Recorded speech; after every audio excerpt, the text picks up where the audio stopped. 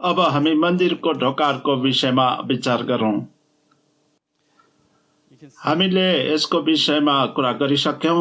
अब अर्कै दिशाबाट हेर्छौं। यो पूर्व हो, यो उत्तर अनि यो दक्षिण है त।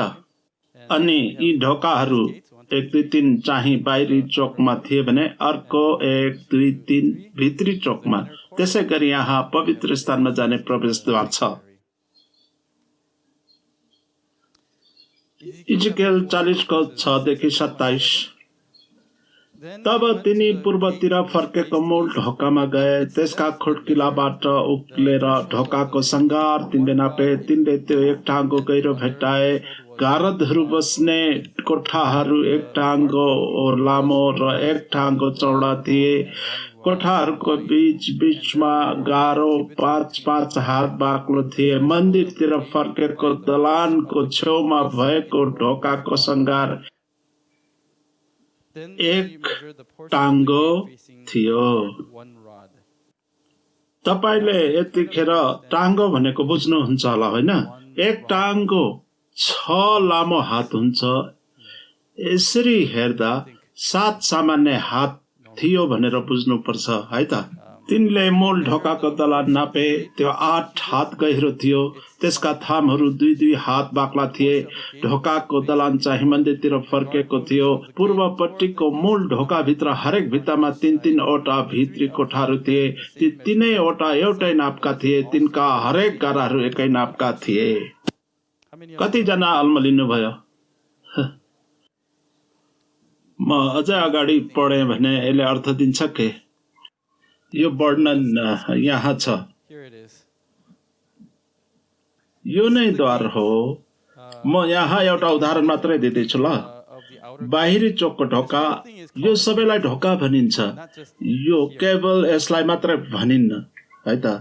ढोकाको पनि विविध भागहरू छन्। यहाँनिर ढोकाको सङ्घार छ। यसरी तपाईँ यहाँबाट जानुहुन्छ र यो 7 खुड्किला भए। 1 2 3 4 5 6 7 खुड्किला। भित्र पुग्ने पहिलो स्थानमा ढोकाको दलान हुन्छ।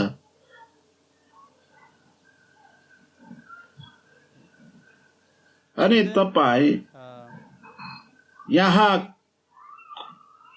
कोठाहरू देख्न सक्नुहुन्छ जसलाई चौकीदारको कोठा भनिन्छ।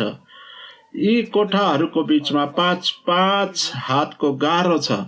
अनि एउटा कोठाको लम्बाइ र चौडाइ 1 टाङ्गो जुन चाहिँ 6 हातको हुन्छ। अनि तपाईँ यसरी भित्रतिर जानुहुन्छ। दुवैतिर चौकीदारका कोठाहरू छन्। यी कोठाहरूमा झ्यालहरू पनि छन् जसको विषयमा हामी पछि कुरा गर्नेछौँ। यो ढोकामा भएको सङ्घार भित्र फर्केको छ। ढोकाको सङ्घार यो हो। दलान छेउमा भएको सङ्घार मन्दिर फर्केको।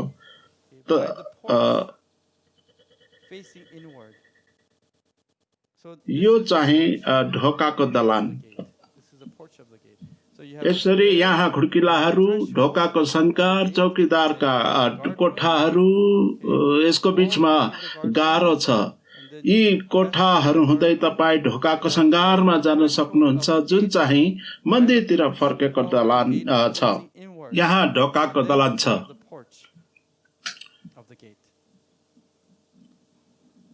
अनि यी थामहरू हुन्। ढोकाको दलान भित्रपट्टि फर्केका छन्। यसरी ढोका यस्तो देखिन्छ।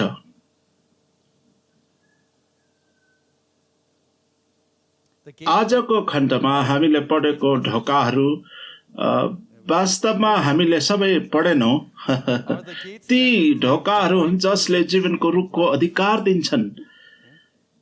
किन यो मन्दिरभित्र प्रवेश गर्ने त भन्ने कुराको कारण के त भने जीवनको यात्राको अन्त्यमा जीवनको यो रुखमा परमेश्वरको उपस्थितिमा प्रवेश गर्न तपाईँ चाहनुहुन्छ। तसर्थ जीवनको यो रुखमा पुग्न तपाईँ यी ढोकाहरू भएर जानुपर्ने हुन्छ।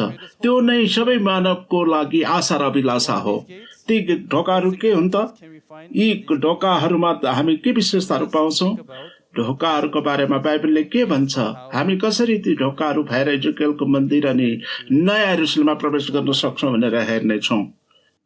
ढोकाले ती भित्र भएका सम्पूर्ण थोकहरूको प्रतिनिधित्व गर्छ। त्यस भित्रका सम्पूर्ण कुराको प्रतिनिधित्व गर्छ ढोकाले। मेरो ढोकामा पास्टरको कोठा अथवा पास्टरको अफिस छ, यसको अर्थ यो होइन कि त्यो ढोका चाहिँ पास्टरको अफिस हो। भित्र चाहिँ हो, भित्रको कुरा ढोकाले प्रतिनिधित्व गर्छ। भजन संग्रह 87:2 भन्छ, परमप्रभु सियोनका ढोकाहरूलाई बढी प्रेम गर्नुहुन्छ। के परमेश्वर ढोकाहरू संग्रह गर्नेवाला हुनुहुन्छ त? उहाँले ढोकाहरू मन पराउनुहुन्छ रे, होइन नि? याकुबका सबै वासस्थान भन्दा पनि बढी भनेको छ। परमप्रभु सियोनका ढोकाहरूलाई बढी प्रेम गर्नुहुन्छ भन्ने भनाइले परमेश्वरले सियोन प्रति आफ्नो प्रेम व्यक्त गर्नुभएको छ। यशाया 3:26, 14:31, एर्मिया 14:2। अनि उहाँका ढोकाहरूले विलाप गर्नेछन् र रुनेछन् जब तिनीहरूले पाप गर्छन्। ढोकाहरूले विलाप गर्नेछन् र हरेक रुनेछन्। यसको अर्थ के हो? यो चाहिँ ढोकालाई व्यक्तित्वकरण गरिएको हो। ढोकाहरूले ती ढोकाभित्र रहने मानिसहरूको प्रतिनिधित्व गर्छ। सहरलाई आक्रमण गरी नष्ट गरिँदा ढोकाहरू विलाप गर्नेछन्। ढोकाहरूले त्यो सहरभित्र रहेका मानिसहरूको प्रतिनिधित्व गर्छ। उत्पत्ति 22:17 वास्तवमा तेरा सन्तानको वृद्धि गरेर आकाशका तारा, यो चाहिँ परमेश्वरले अब्राहमलाई दिनुभएको आशिषको कुरा हो, जसलाई हामीले पहिले हेरिसकेका छौँ। समुद्र किनारका बलुवा सर म तुल्याउनेछु, तेरा सन्तानले आफ्ना शत्रुहरूका ढोकाहरू कब्जा गर्नेछन्। यहाँ अब्राहमका सन्तानहरू ढोका चोर हुनेछन् भनेको शत्रुहरूका गएर तपाईँहरू ढोकाहरू चोरेर ल्याउने भनेको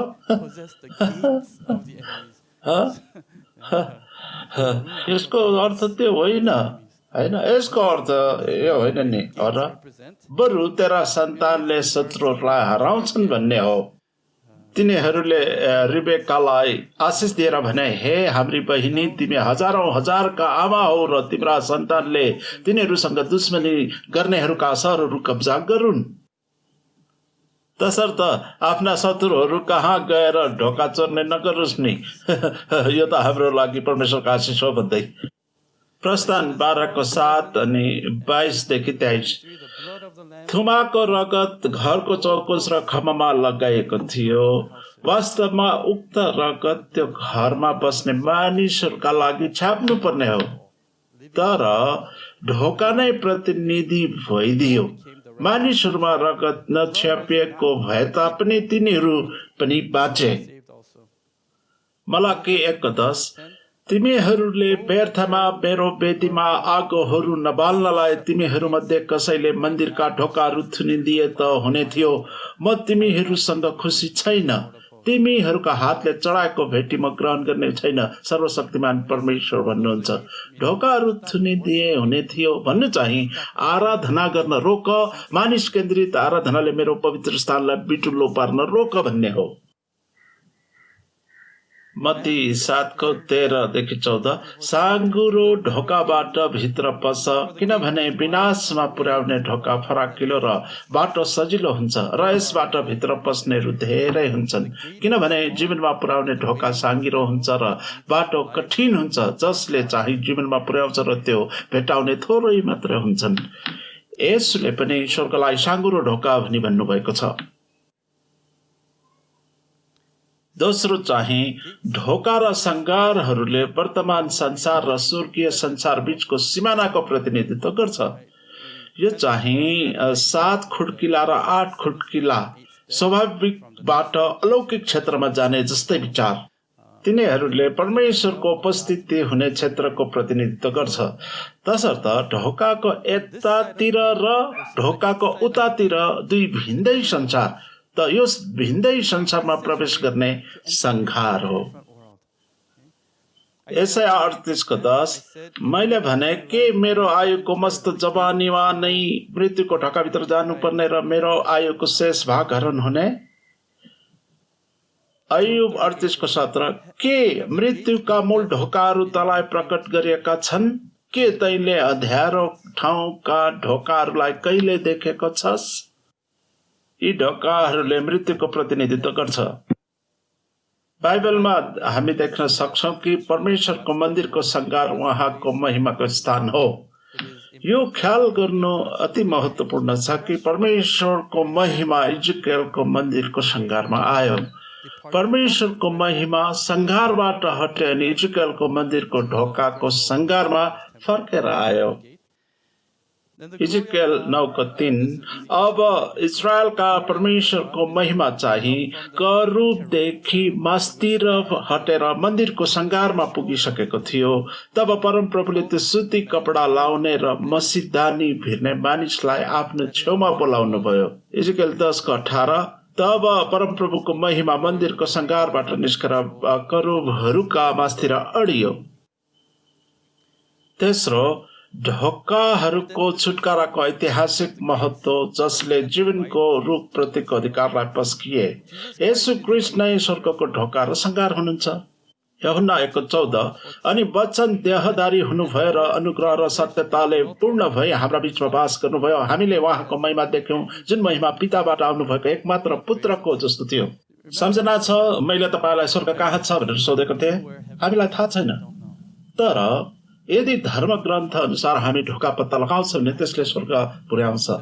तब हामी स्वर्ग देख्छौँ। तपाईले कहिले the lion which in the वज्रोल भन्ने सिनेमा पढ्नु भएको वा हेर्नु भएको छ? जसलाई C.S. लुइसले बनाएका हुन्। धेरै नै मेरो पक्षमा हुनुहुन्छ। त्यो वज्र चाहिँ ढोका थियो। यहाँनिर मैले अलि धाक दिनुपर्ने हुन्छ। मेरो स्कुलको समयमा पढ्दाखेरि त्यो वज्र थियो। C.S. लुइस नै वज्र हो। जब म भित्र जाने कोसिस गर्थेँ भने धेरै साना थिए। जे होस् मैले मेरो धाक सकेँ। त्यो उपन्यासमा त्यो वज्र बाहिर चाहिँ पुरानो जस्तो देखिन्छ, विशिष्टतै नभएको जस्तो। तर जब त्यसभित्र जब गइन्छ त्यहाँ नयाँ विशाल संसार देखिन्छ, हैन? त्यसरी नै येशू हामी कहाँ आउनुभयो अनि ढोका हुनुभयो ताकि हामी उहाँको राज्यमा पस्न सकौं। त्यो एउटा कारण थियो उहाँ आउनुको पछाडि, किनभने उहाँ बिना हामी कहिल्यै पनि स्वर्गको राज्यमा पस्ने ढोका पाउन सक्दैनौं, हैन?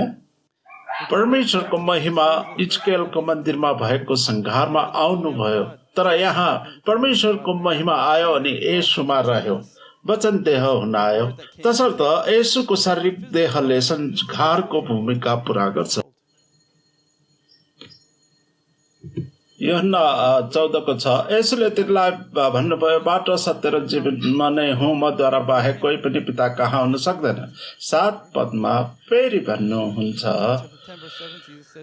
तिमीहरूले मलाई चिनेका भए मेरा पितालाई पनि चिन्ने थियो। अबदेखि उसो उहाँलाई चिन्छौ र उहाँलाई देखेका छौ। भेडालाई म भएर भित्र आउनु पर्थ्यो।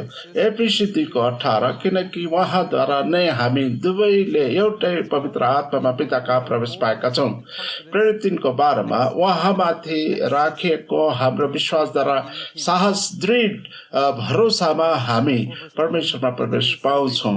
4:12 अरू कसैमा मुक्ति छैन किनकि हामीले मुक्ति पाउनलाई स्वर्ग मुनि मानिसहरूमा कुनै नाउँ दिएको छैन। आमेन। येशू मात्र स्वर्ग राज्यको ढोका हुनुहुन्छ। परमेश्वरले येशूको रगतले किन्नु भएको मण्डली स्वर्गको ढोका र सङ्घार हो। यो येशू र मण्डली बीचको सम्बन्धलाई हामीले बुझेको हुनुपर्छ। येशू नाप्ने टाङ्गोको रूपमा मण्डलीको लागि आदर्श बनिनुभयो। तसर्थ येशू नै हाम्रो लागि स्वर्गको ढोका र सङ्घार हुनुहुन्थ्यो। अब हामीले येशूकै पाइलालाई पछ्याउनु पर्छ। अनि जब येशू स्वर्गमा उचालिनु भएर उहाँले हामीलाई त्यही काम गर्न आज्ञा दिनुभएको छ। यसर्थ मण्डली नै स्वर्गको ढोका र सङ्घार हुनु आवश्यक छ। प्रार्थना गर्नुहोस् कि सबै तपाईँ र हाम्रा मण्डलीहरू धेरै धेरै मानिसहरूका लागि स्वर्ग पुग्ने ढोका हुन सकोस्। म विश्वास गर्छु कि परमेश्वर धेरै मानिसहरू भित्र आउन् भनेर पर्खिरहनु भएको छ। हामीले त्यसमा काम गरेको हुनुपर्छ। यो विश्वास गरौँ कि हाम्रो मण्डली स्वर्गको ढोका हो। उत्पत्ति 28:12 याकुबले देखेका भर्याङले स्वर्ग र पृथ्वीलाई जोड्छ। त्यो भर्याङले लगभग ढोकाकै भूमिका खेलेको छ।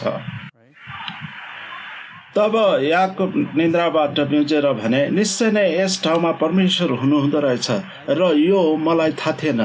तिनी साह्रै डराएर भने, यो ठाउँ कस्तो भययोग्य रहेछ। यो त परमेश्वरको घर बाहेक अरू केही होइन रहेछ। यो त स्वर्गको ढोका पो रहेछ। याकुब आफ्ना बाबु र दाजु एसाउसँग भागेर हिँडिरहेको बेलामा लुज भन्ने स्थानमा पुग्दा थाकेर एउटा ढुङ्गालाई सिरानी बनाई सुतिरहँदा उनले स्वर्गसँग जोडिएको भर्याङ सपना या दर्शनमा देखिने होइन। उनले थाहा गरे कि त्यो लुज भनिने ठाउँ थियो अनि त्यो त वास्तवमा स्वर्ग जाने ढोका पो थियो भनेर थाहा पाउँदा उनी आश्चर्यमा परे। उनलाई थाहा भयो कि उनी भएको ठाउँमा परमप्रभु हुनुहुन्थ्यो। परमेश्वर त्यहाँ हुनुहुन्थ्यो भन्नु चाहिँ इजरायलमा यहोवा शामा हुन्छ नि, होइन?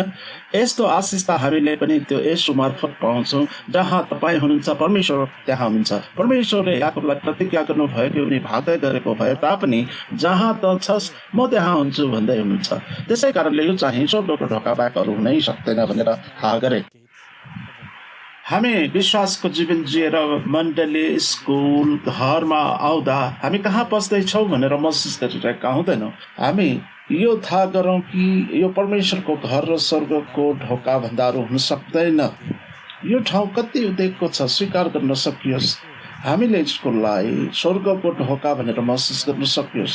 घर जाँदा प्रार्थना गर्नुहोस् कि त्यो घर नै स्वर्गको ढोका हुन सकोस्, ताकि त्यसबाट प्रवेश गरी उहाँलाई भेट्न सकियोस्। हाम्रा मण्डली स्वर्गको ढोका हुन सकोस्, ताकि मानिसहरू यसभित्र आउन सकुन् र साँच्चै परमेश्वरलाई भेटुन्। यो ठाउँ कति भययोग्य। हामी यसलाई सँगसँगै भनौँ त, यो ठाउँ कति भययोग्य प्रभु कति महान भन्ने गीत पनि त छ नि, होइन? याकुब बिहान सबेरै उठेर आफूले सिरान बनाएको ढुङ्गा लिएर खाबो जस्तै गरी खडा गरेर त्यसको टुप्पोमा तेल खनाए। तिनले त्यस ठाउँको नाउँ बेथेल, जसको अर्थ परमेश्वरको घर हो, राखे। तब उनले 28:22 घोषणा गरे, र मैले खामो बनाएको त्यो ढुङ्गा चाहिँ परमेश्वरको घर हुनेछ र तपाईँले मलाई दिनुभयो जति सबैको दशांश म तपाईँलाई अवश्य चढाउने छु। यो नै आजको आराधनाको उद्गम स्थल वा जन्मस्थान हुन आयो। हामीमा पनि स्वर्गको ढोका भेट्दा वा देख्दा याकुबले गरेको चाहिँ इमान्दार स्वीकारोक्ति भएको होस्। यसले अगाडि त्यो स्वर्गदूतहरूको चढ्ने र ओर्लने कुरा नथानिएललाई वर्णन गर्नुभयो कि यो देहमा आउने मानिसको पुत्रको प्रतिबिम्ब थियो। यो यूहन्ना 1:51 छ। साँच्चै म तिमीलाई भन्दछु, तिमीहरूले स्वर्ग उक्रिएको र परमेश्वरका दूतहरूलाई मानिसको पुत्रमाथि उक्लँदै र ओर्लँदै गरेका देख्नेछौ। ढोकाको सट्टा याकुबले भर्याङ देखे, दूतहरू उक्लँदै र ओर्लँदै गर्ने। यसले पुनः यसलाई व्याख्या गर्दै हुनुहुन्छ। सबैजना नयाँ थिए यो सुन्दै गर्दा याकुबको दर्शनलाई। स्वर्ग उक्रिएको अनि दूतहरू उक्लँदै र ओर्लँदै गरेको, अनि उहाँले भर्याङलाई मानिसको पुत्रले प्रतिस्थापन गर्नुभयो। उहाँ नै आत्मिक भर्याङ हुनुहुन्छ, उहाँ नै त्यो मध्यस्थ हुनुहुन्छ, उहाँ नै त्यो ढोका हुनुहुन्छ हाम्रा लागि। फेरि यसु याकुबले स्वीकारेका स्वर्गको ढोका हुनुहुन्छ। तसर्थ जहाँ हामी यसुसँग हुन्छौँ त्यो नै स्वर्गको ढोका हो। वचनद्वारा परमेश्वरको महिमा वास गर्ने स्थान नै स्वर्गको साँचो आत्मिक ढोका हो। यदि हामी स्वर्गको ढोका भएका छौँ भने हाम्रो काम भन्नु नै धेरै भन्दा धेरै मानिसलाई हामी मार्फत भएर स्वर्गमा जान दिनु हुन्छ। भजन सङ्ग्रह 24:7-9 हे मूल ढोका हो, तिमीहरूका शिर उठाओ, हे प्राचीन ढोका हो। के यो उहाँले शाब्दिक रूपमा नै ढोकालाई भन्नुभएको होला त? उहाँ मानिसहरूलाई भन्दै हुनुहुन्छ, उच्च हो र महिमाका महाराजा तीबाट प्रवेश गरून्। महिमाका महाराजा को हुनुहुन्छ? परमप्रभुको जो सामर्थ्य र प्रतापी हुनुहुन्छ, परमप्रभु जो लडाइँमा पराक्रमी हुनुहुन्छ। हे मूल ढोका हो, तिमीहरूका शिर उठाओ, हे प्राचीन ढोका, शिर उठाओ र महिमाका महाराजा तीबाट प्रवेश गरून्। आमेन। ढोका र सङ्घारहरू स्वर्गका दूतहरू पनि हुन्। यूहन्ना 10:3 भन्छ, ढोकेले उसको लागि ढोका खोलिदिन्छ र भेडाहरूले उसको स्वर सुन्छन्। ढोकेले उसको लागि ढोका खोलिदिन्छ र भेडाहरूले उसको स्वर सुन्छन् र उसले आफ्ना भेडाहरूलाई नाउ काडी काडी बोलाउँछ नि तिनीहरूलाई बाहिर लैजान्छ। ढोकेको काम के हो त? उसले परमप्रभुको निम्ति ढोका खोलिदिन्छ। हामी पनि असल ढोके बन्न सकौं, बन्द गर्न सकौं दुष्टहरू भित्र आउने चेष्टा गर्दा भने, खोल्न सकौं परमेश्वरका जन भित्र आउँदा। प्रकाश 22:16 म येशूले आफ्ना दूतलाई तिमी कहाँ मण्डलीहरूका निम्ति यो गवाही दिन पठाएको छु, दाउदका मूल र सन्तान अनि बिहानको चहकिलो तारा म नै हुँ। असल ढोके हुन नसकेकोले येशूले शास्त्री र फरिसीहरूलाई दोष लगाउनु भएको हो। मत्ती 23:13-15 धिक्कार शास्त्री र फरिसीहरू भन्नुभएको छ। फरिसी र शास्त्रीहरूलाई धिक्कार्नुको 3 कारणहरू हेर्नेछौँ। पहिलो, तिनीहरूलाई स्वर्गको ढोकाको जिम्मा दिएको थियो, तर उनीहरूले यसलाई मानिसहरूका निम्ति बन्द गरिदिए। यो चाहिँ वास्तवमा त्यो खण्डको सारांश हो। उनीहरू आफू यसैको अघिल्तिर हुँदा पनि त्यसभित्र पसेनन्। येशूले धिक्कार फरिसीहरू भन्दै हुनुहुन्छ, किनभने तिमीहरू नै पहिला भित्र आएनौ अनि अरूहरूलाई पनि भित्र नआउने कारण बन्यौ। तिनीहरूले भित्र जान लागेकाहरूलाई पनि जान दिएनन्। हामीले पनि एउटा ढोकेको रूपमा त्यस्तै गल्ती त गरिरहेका छैनौँ यतिखेर? पास्टरको रूपमा, मण्डलीको अगुवाको रूपमा हामी होशियार हुनुपर्छ। मण्डली र येशू ख्रीष्टको महान आज्ञा पाएका हामीहरू ढोका हौं भने मण्डलीका सबै सदस्यहरू ढोके हुन्। किनकि यदि मैले सुसमाचार प्रचार गरेँ भने त्यसमा मैले घमण्ड गर्ने केही कारण छैन।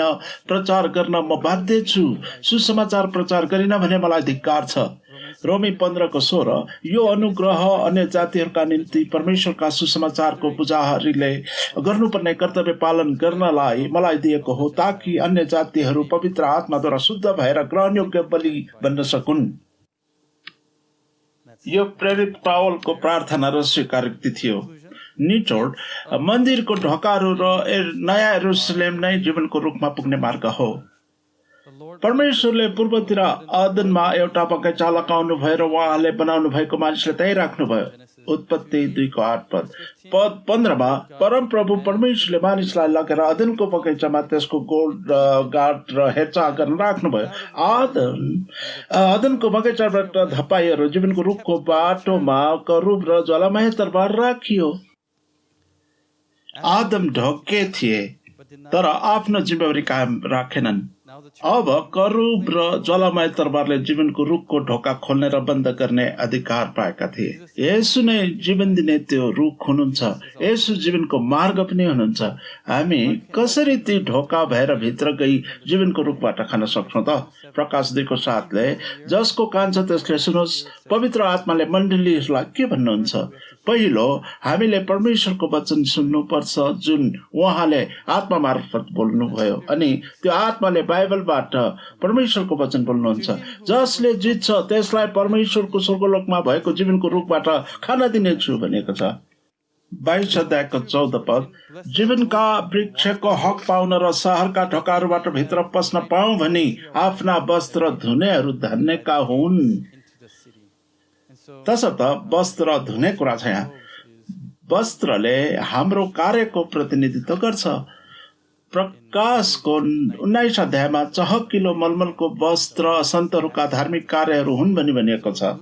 वस्त्र धुनु चाहिँ पश्चाताप गर्नु हो। हाम्रो क्रियाकलाप परिवर्तन गरेर फर्कनु पर्ने हुन्छ।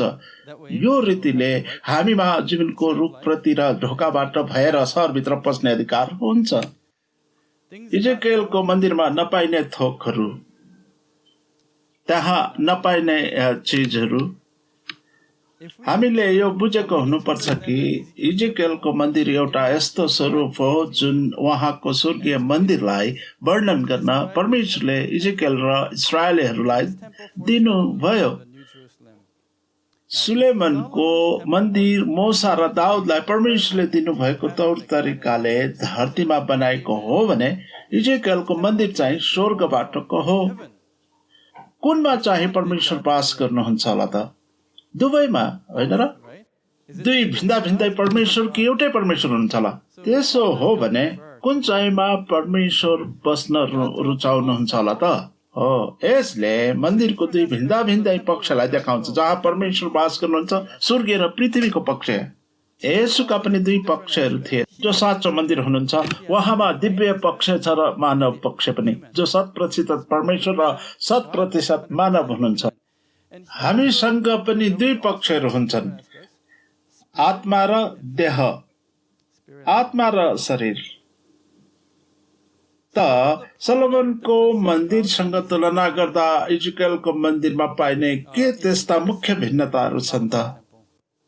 पहिलो, हात धुने बाटा।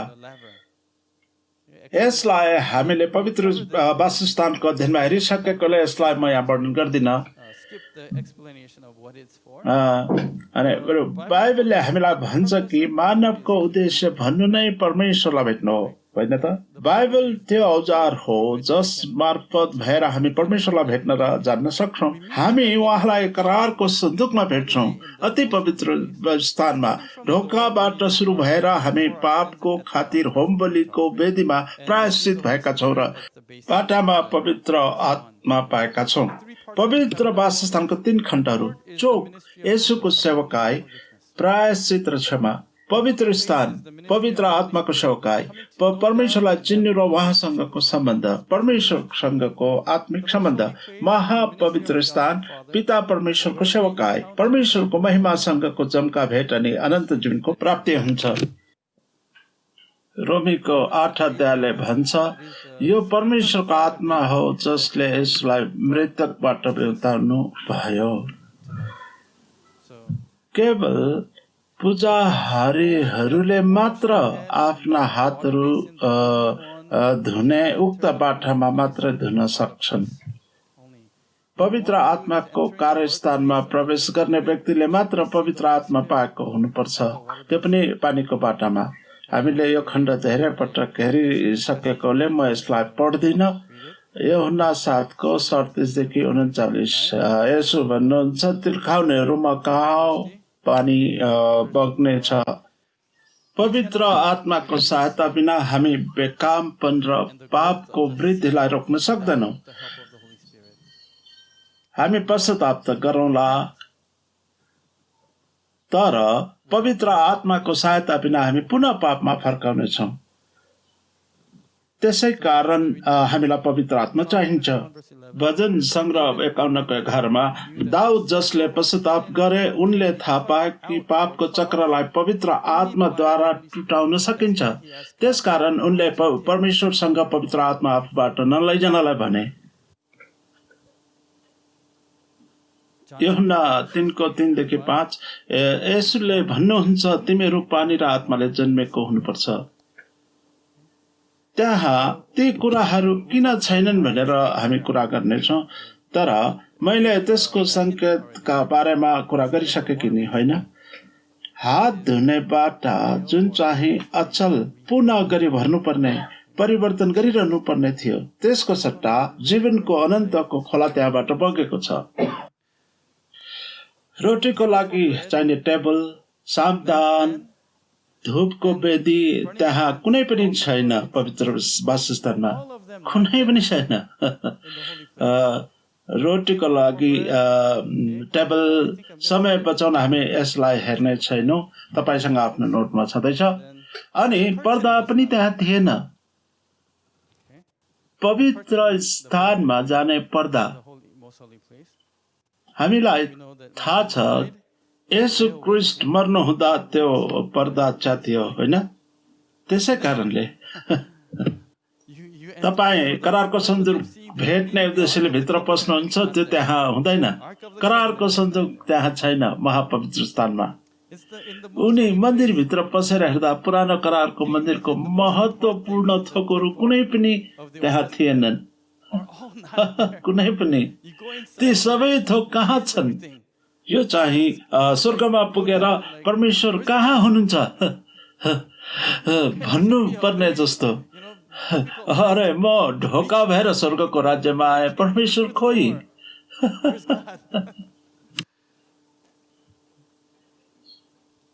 दुई ढुङ्गाका पाटी मन्ना र अंकुराको हारुनको लौरो त्यहाँ थिएनन्। त निचोडमा तपाईँ खुसी हुनुभयो होला हामी अन्तिममा आयौं। इजेकियलको मन्दिरमा नभएका वस्तुहरू सुलेमानको मन्दिरमा मुख्य महत्वको भएको देखिन्छ। इजेकियलको मन्दिरमा परमेश्वरले ती त्यति महत्वका छैनन् भनी ठान्नुभयो। त गुड बाई भन्नुभयो। त इजेकियलको मन्दिरमा ती किन छैनन् त? इजेकियलको मन्दिरमा यी थोकहरूको अनुपस्थितिले हामीलाई यो संकेत गर्छ कि यो मन्दिर चाहिँ येशूको प्रायश्चितको कार्यपछि मात्र पूर्ण हुनेछ। पुरानो करारको पवित्र वासस्थान र सलोमनको मन्दिरमा भएका यी थोकहरूले येशूलाई इंगित गर्छ अथवा उहाँले के गर्दै हुनुहुन्छ भन्ने कुराको प्रतीकको रूपमा देखाउँछ, जसको विषयमा हामीले हेरिसकेका छौं। इजेकियलको मन्दिर मानिसहरूले धरतीमा बनाउन् भनेर दिएको ढाँचा थिएन। परमेश्वरका जनलाई स्वर्गको राज्यको आशा र समझ होस् भनेर दिएको एउटा स्वरूप थियो। सम्झना छ? हात धुने बाटा, सामदान, रोटी, धूप सबैले येशूले गर्नुभएको कुराको प्रतिनिधित्व गर्छ भन्ने कुरा। यूहन्ना 6 अध्यायमा येशूले म जीवनको रोटी हुँ भन्नुभयो। 7, 8, 9 अध्यायमा म संसारको ज्योति हुँ भन्नुभयो। 1 अध्यायमा पनि। 17 अध्यायमा येशूले पूजाहारी गिरीको प्रार्थना गर्नुभयो, धूपको कुरा। अनि जब येशू क्रुसमा मर्नुभयो उक्त पर्दा च्यातियो। येशूले आधारभूत रूपमा यी सब पूरा गर्नुभयो, हैन?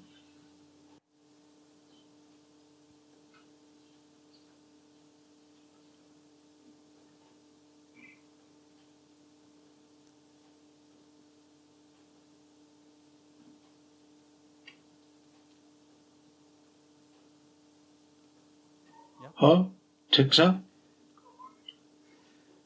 येशूको दोस्रो आगमनको लागि प्रतीक्षा गरिरहेका हाम्रा निम्ति पनि यो जाहेर छ। यो भनेको इजेकियलको मन्दिर हो। पवित्र वासस्थान हामीलाई त्यो येशूको प्रतिछायाको रूपमा दियो जो हाम्रो पापको निम्ति प्रायश्चित गर्न यस संसारमा आउनु हुने थियो। यसले हामी परमेश्वर कहाँ फर्कनु पर्ने बाटो र प्रक्रिया देखाउँछ। येशू नै त्यो बाटो, सत्य र जीवन हुनुहुन्छ। इजेकियलको मन्दिर र नयाँ यरुशलेम बीचको उद्देश्यमा थोरै भिन्नता छ। अघिबाटै प्रायश्चित गरेका र छुटकारा पाइसकेकाहरूका निम्ति तिनीहरूले परमेश्वरको राज्यको प्रतिनिधित्व गर्छन्। येशू ख्रीष्टको रगतद्वारा अघिबाटै जीवन पाएकाहरूका निम्ति तपाईलाई यी कुराहरू चाहिन्छ के? जबकि तपाईसँग अघिबाटै येशू हुनुहुन्छ। तपाईसँग येशू हुनुहुन्छ। उहाँ नै करारको सन्दुक हुनुहुन्छ। तसर्थ यो मन्दिर चाहिँ अन्त्यको दिनको दर्शन हो, अन्त्यको दिनका सन्तहरूका निम्ति हो जोसँग पहिल्यै येशू हुनुहुन्छ। यसकारण करारको सन्दुक लगायत ती कुराहरूलाई नखोज्नु जब तपाईसँग अघिबाट येशू हुनुहुन्छ भने। जब तपाईसँग वास्तविक कुरा छ, जब तपाईसँग सक्कली रुपियाँ छ भने नक्कली रुपियाँको लागि किन चिन्तित हुने, हैन? यहाँ बीचमा भएको होमबलीको वेदीले देखाउँछ कि यो मन्दिर येशूको क्रुस र पुनरुत्थानमा उभिन्छ। तपाईँ क्रुसबाट टाढा हुन सक्नुहुन्न। क्रुस नै केन्द्रमा हुन आउँछ। त्यो नै हो हामीलाई चाहिने। अरे यो चाहिँ ती व्यक्तिहरूलाई दियो जोसँग येशू ख्रीष्ट हुनुहुन्छ।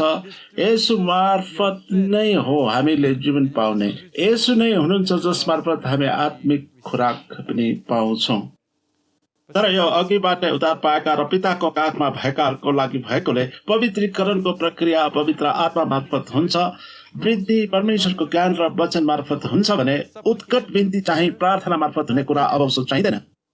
पुरानो करारको व्यवस्थामा तपाईँ विश्रामको दिनमा कुनै कुरा गर्न किन सक्नुहुन्न भन्ने कुरा थाहा छ तपाईलाई? विश्रामको दिनमा गर्न नसकिने कुरा के हो त? तपाईँ काम गर्न सक्नुहुन्न। दोस्रो कुरा, तपाईँ आगो बाल्न सक्नुहुन्न, आगो सल्काउन सक्नुहुन्न। तपाईँलाई थाहा छ यसको अर्थ के हो? हामी काम गर्न सक्दैनौँ। यसुको अनुसार काम के हो? यूहन्ना 6:27 देखि 29।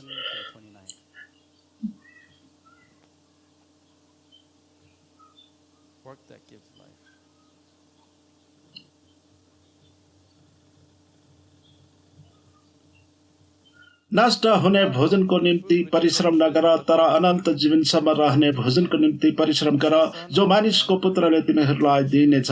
किनभने परमेश्वर पिताले उसमाथि आफ्नो छाप लगाउनु भएको छ। तिनीहरूले उहाँलाई भने परमप्रभुले चाहनु भएको काम गर्नलाई हामीले के गर्नुपर्छ? यसुले तिनीहरूलाई भन्नुभयो, परमेश्वरको काम यही हो, जसलाई उहाँले पठाउनु भयो, उहाँमाथि विश्वास गर। सबै काम चाहिँ उहाँलाई चिन्ने र विश्वास गर्ने उद्देश्यमा भएको हुनुपर्छ। यसुले विश्रामको दिनमा काम नगर्नु भन्नुभएको र परमेश्वरले पनि काम नगर्नु भन्नुभएको छ भने यसको अर्थ के हुन सक्छ? विश्रामको दिन दोस्रो पत्रुस 2:8 अनुसार एक दिन 1000 वर्ष जस्तै। सृष्टिको दिनहरूमा भएको पहिलो, दोस्रो, तेस्रो दिन म डिस्पेन्सेसनलिस्टको रूपमा देखिन चाहदिन, तर यो सृष्टिको 6 दिनले छुटकाराको सम्पूर्ण इतिहासलाई प्रतिनिधित्व गर्छ। अनि अन्तमा विश्रामको दिन आउँछ। हामी त्यो अनन्तको विश्रामलाई पर्खँदैछौँ। 7औं दिन अथवा विश्रामको दिनले हामी अघिबाटै परमेश्वरको राज्यमा भएको समयको प्रतिनिधित्व गर्छ, अनन्त विश्रामको समय। अनि त्यहाँ तपाईँ यदि आफ्नो मुक्तिको लागि अझै पनि काम गरिरहनुहुन्छ भने त्यो ठिक हुँदैन। त्यति नै खेर सो काम सकेको हुनुपर्छ, होइन? त्यसै कारणले विश्राममा काम नगर्नु भनेर परमेश्वर भन्नुहुन्छ। यदि काम गर्छौ भने तिमी मर्नेछौ। तपाईँलाई अझै काम गर्नुपर्ने आवश्यकता छ भने तपाईँ मृत हुनुहुन्छ। यसको अर्थ तपाईँको मुक्तिले काम गरिरहेको छैन। फिलिप्पी 2 अध्यायले भन्छ, तपाईको मुक्तिले अझै काम गरेको छैन भने तिमी समस्यामा छौ। आगोलाई नजगाऊ, किनभने त्यो संसार अनन्त विश्राममा उहाँ नै ज्योति हुनुहुन्छ। त्यहाँ मानवीय प्रयास आगो सल्काउने मानिसको तरिका जरुरी छैन। यसुसँग भइसकेकाहरूका निम्ति अब उसो करारको सन्दुकको जरुरी छैन। यिर्मया 3:16 ती दिनमा जब तिमीहरू देशमा खुब बढेर फैलने छौ, तब मानिसहरूले फेरि कहिले परमप्रभुका करारको सन्दुक भनी भन्ने छैनन्। परमप्रभु भन्नुहुन्छ, त्यसको विचार तिनीहरूका मनमा आउने छैन, त्यसको सम्झना नै हुने छैन, त्यसको अनुपस्थितिको केही ख्याल रहने छैन, त्यो जस्तै अर्को फेरि कहिले बनाइने छैन। रोटी, सामदान, धूप, पर्दा र करारको सन्दुकहरू सबै नै हामीले खोज्नुपर्ने साँचो व्यक्तित्वको प्रतिछाया हो। तर जब हामी उहाँसँग छौँ, अब उसो ती कुराहरूको आवश्यकता छैन। यसुले हाम्रो लागि रोटी दिनुभयो। यसु हाम्रो लागि ज्योति हुनुहुन्छ। पुजारीको रूपमा यसुले हाम्रो निम्ति प्रार्थना गर्नुभयो।